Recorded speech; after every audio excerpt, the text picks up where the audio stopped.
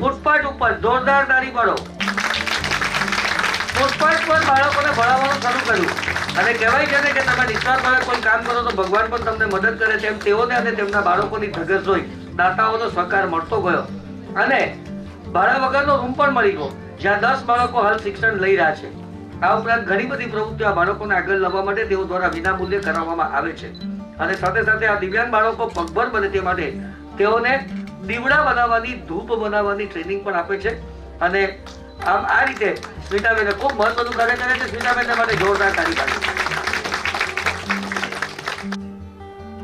હું સ્મિતા દેસાઈ, નિવૃત્ત શિક્ષિકા, જીવન ભારતી પ્રવૃત્તિ વિદ્યાલય નાનપુરા સુરત। 2013થી ફૂટપાથ પર મેં બાળકોને ભણાવવાનું શરૂ કર્યું હતું।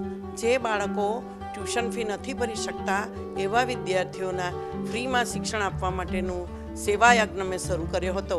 આજે એને 10 વર્ષ પૂર્ણ થયા છે। ચેનલ સુરત વિવિધ ક્ષેત્રમાંથી નારીઓને પસંદ કરે છે અને વિશ્વ મહિલા દિન નિમિત્તે એમાં આજે મારું સન્માન થઈ રહ્યું છે।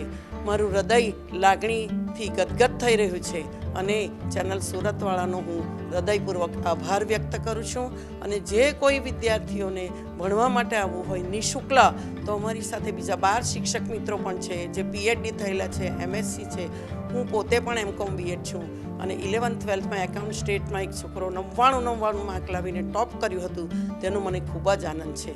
બીજો એક ઇન્સિડન્ટ ટૂંકમાં જણાવીશ કે બીજા ધોરણમાં ફેલ થયેલી છોકરી, પાસ થયેલી છોકરી, જેને પૈસા ભરવા માટે, ફી ભરવા માટેના નાણાં અવેલેબલ નહોતા અને અત્યારે એ 10મા ધોરણની પરીક્ષા એક જ વર્ષમાં પાસ કરી અને 11 કોમર્સમાં ભણી રહી છે, તેનો મને ખૂબ જ આનંદ છે। Channel Surat, thank you very much.